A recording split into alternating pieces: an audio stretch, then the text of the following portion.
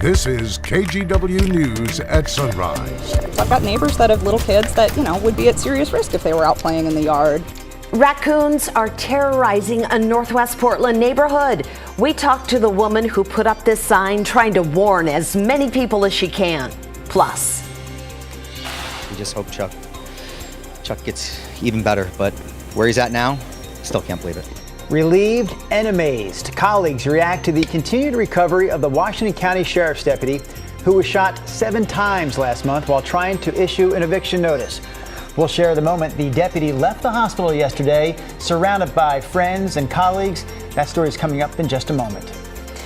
and doesn't look like a whole lot from the outside, but behind the walls at Portland International Airport, upgrades are getting closer to completion in the main terminal. An inside look at all the changes at PDX in just a few minutes. It really is pretty spectacular. I'm looking forward to that. Hey, good morning, everyone. Middle of the week. It is Wednesday. We'll start you off with Rod's forecast.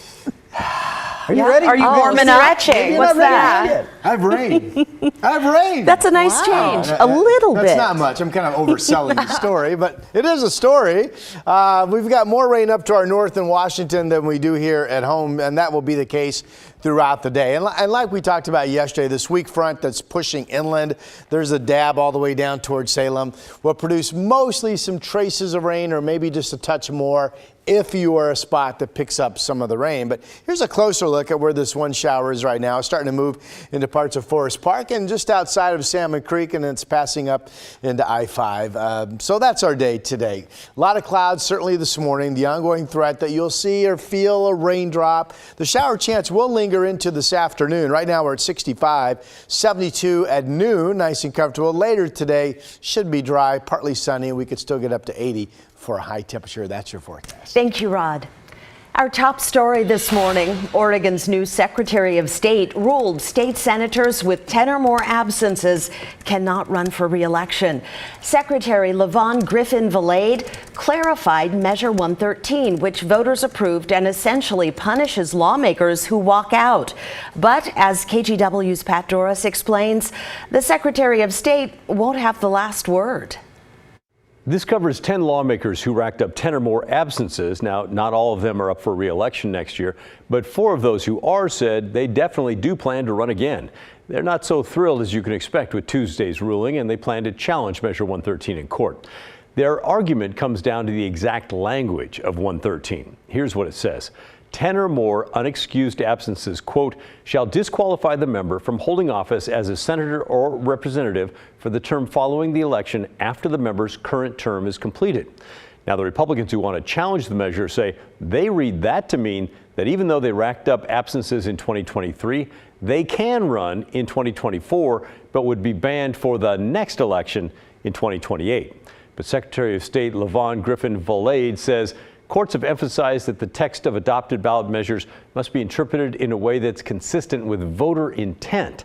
And she says voters understood Measure 113 to mean that lawmakers who miss 10 or more days of a session would be banned from holding office during the immediate next term. In her statement Tuesday, she said, "My decision honors the voters' intent by enforcing the measure the way it was commonly understood when Oregonians added it to our state constitution."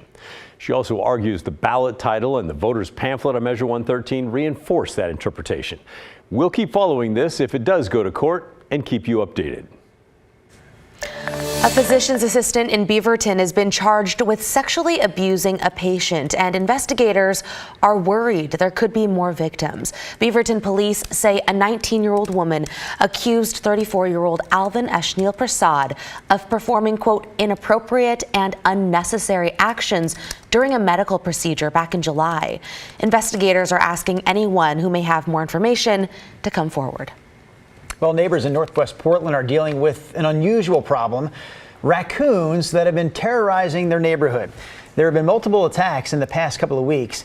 So these raccoons have bitten people. They've also bitten dogs. What we're showing you right here is video of an attack that happened last Tuesday right near Northwest 22nd and Johnson. A woman and her dog were out walking when suddenly a raccoon attacked both of them. Not only was her dog bitten, but she was also bitten on the leg, at least in 2 spots. So she had gone to get treated at the ER, and when she went to the ER, They actually told her that she was not the first person that had come in for a raccoon bite just that week. So now the question is, what can these neighbors do about these raccoons? Animal control does have plans in place for aggressive domestic animals like cats and dogs, but there's not really a plan in place for wild animals in Northwest Portland like raccoons. As for the Oregon Department of Fish and Wildlife, a spokesperson told us that they did offer to loan neighbors there raccoon traps and said they would euthanize any raccoons that were caught. Thank you. Thank you. Okay, I'll just all the best. Thank you very much. This morning, Washington County Deputy Chuck Dose will wake up at home for the first time in 2 weeks. He was shot 7 times while serving an eviction notice in Tualatin late last month. His wife tells us his recovery is truly remarkable.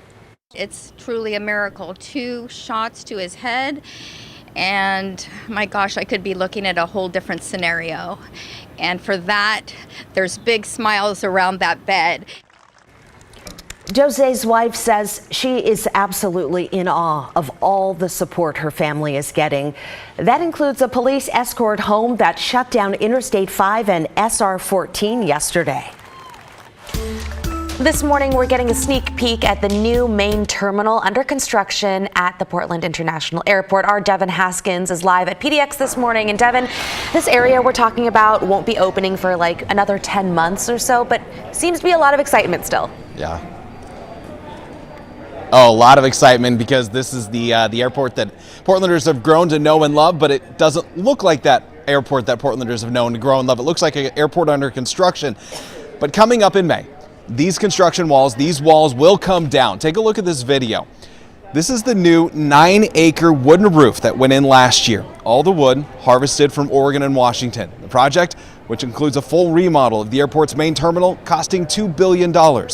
Full-length windows will brighten the airport up, and the famous carpet that everyone liked to take photos of their feet with is coming back to a few spots here in the main terminal. The airport, as we all know, had been ranked #1 in the nation for years, but it slipped in those rankings recently. The airport hopes this remodel brings them back to the top, but will also give them flexibility to expand later on. In order for us to continue to grow and make it further out into the future, we needed to expand the building here. We weren't going to be able to do it. And the other thing is, it's really designed to create more flexibility, because what we don't know is how will the traveling experience change over time. And this building just didn't give us any flexibility really to adapt to that. So when this construction opens up, in May, when they open up the main terminal here, they'll also move here to the ticketing area and revamp this whole ticketing area. So instead of the ticketing area going against the wall and you walk up there and you check your bags in, they'll turn into islands. So it'll give you full views. As soon as you walk into the front, you'll be able to see all the way to the back. All construction should wrap up here sometime late 2025. But again, the big thing is that the main terminal, the roof and everything, all those shops and new restaurants, May of 2024. So only 10 months away. Big question is, though, are you going to take pictures of your feet when that carpet comes back, or the roof when you can?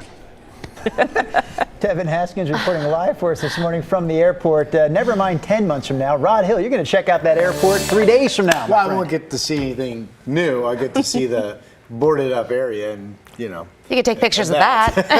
when you're leaving, that's a nice sight. Am I weird? Am I the only one that doesn't get emotionally attached to their airport? I use the airport to jump on a plane and leave and come back. I love the airport. I like our airport. Never taking a carpet picture. I'm kind of with you. Thank you, nice, Brenda. though. Yeah, I do it. I actually do appreciate our airport. Well, I appreciate that it's convenient. it's cool. Yeah, it is. I'm not going to go snuggle up and watch a movie there. Here's a look at some cooler weather starting to move in. And don't misunderstand me, I will enjoy how beautiful it looks when it's done. All right, let's talk about the rain, shall we? It's a weak front. We talked about this yesterday. Just a dab of rain, not enough to water your lawn, not enough to water hardly anything, maybe not even enough to actually get your driveway wet. But we do have it on the radar, mostly up to the north. So if you're traveling to Seattle today, pretty good bet you'll find some rain. Here at home, you can see one little isolated broken band of rain right now, including the shower that we talked about that's moving along the Columbia River, getting ready to cross I-5, it looks like. The rain chance will linger into this afternoon. Here it is on Futurecast. I think we're going to be cloudier this morning than what this indicates. But at 1:30, you still see a shower chance kind of lingering right there. And any rain chance will be over later today. And here we are tomorrow, starting off with some cloudiness around in the morning, and then we'll clear out. And then once we clear out tomorrow, we're off and running with a stretch of sunny days that will get warmer and warmer and then hotter and hotter and hotter. Here's where we stand right now. Out the door, 65 in Portland. Don't forget, you might find a shower on your way out this morning. 61 in Salem, 62 up in Kelso. Out east, Baker City right now, 52. It's dry. There's the chance of some isolated or spotty showers / thunder showers in eastern Oregon later today. All right, here in the valley, mostly cloudy to partly sunny, a light shower chance. Temperature, Salem, McMinnville, Corvallis probably will hit 80, maybe a little bit warmer, but there's a good bet the clouds will be around long enough to hold Longview in the 70s. Battleground may stay at 78. I have Vancouver and Portland right about 80. And then look at the stair step with me of the 7-day. We go 84, we go warmer, and now I'm reading the monitor because I don't have my numbers memorized. We go 87 Friday, 90 on Saturday, 96 Sunday, 99 Monday, and 100 degrees Tuesday, and that is your forecast.